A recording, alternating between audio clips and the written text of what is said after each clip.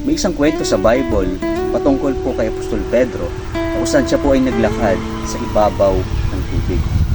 Kung titignan po natin sa istorya ay nakakamangha sapagkat walang taong nakakalakad sa ibabaw ng tubig. Pero dahil sa kanyang paniniwala sa ating Panginoong Jesus, ang sinabi niya po doon ay come, halika, siya'y walang atubiling sumunod at nakalakad niya sa ibabaw ng tubig.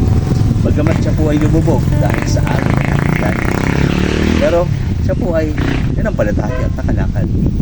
Ganon din po sa ating buhay. May mga bagay na minsan na parang bang imposible, na parang hindi kayang gawin.